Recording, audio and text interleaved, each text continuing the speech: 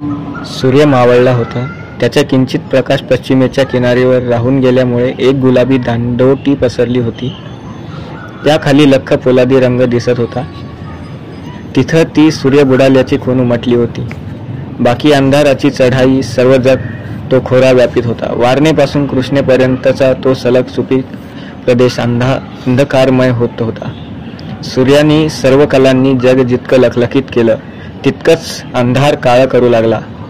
प्रकाशामागं अंधार आणि अंधारामागं प्रकाश हे चक्र गतिमान होत होतं. वाटेगावचं अस्तित्व नाहीसं झालं. ती एक जागी बसलेली 1200 घरं अंधाराच्या लाटांनी गडप केली. त्या गावाच्या आजूबाजूचे माळ, तो 7 दरे असलेला सह्याद्रीचा प्रचंड डोंगर अंधारात बुडाला. गावाच्या अस्तित्वाला अदमासाची गरज भासू लागली. तांबखडीवरून आलेली ती गडीवाट गावात शिरली होती.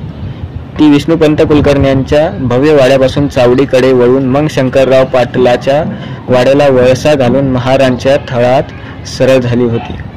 तसंच पुढे जाऊन मांग वाड्याच्या जवळ असलेल्या प्रचंड चिंचेखाली गेलं की मग मांगाच्या घराकडे वळावं लागत होतं. तेथून ती गाडीवाट उगवतीला जाऊन माळानं पादीनं नागमोडी वळण घेत शिगावात शिरली होती. वाटेगाव ते शिगाव हे 4 मैलांचं अंतर त्या गाडी वाटेनं 6 मैलांची कैक वळणं घेऊन संपवलं होतं. ती वाट आज अंधारानं पुसून काढली होती.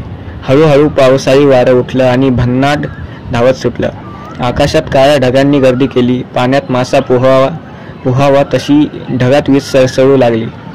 विजेच्या प्रखर प्रकाशात आकाश कोसळण्याच्या बेतात असल्यासारखं दिसू लागलं. अकराळ विकराळ आकृत्या धरून ढग गिरक्या घेऊ लागलं.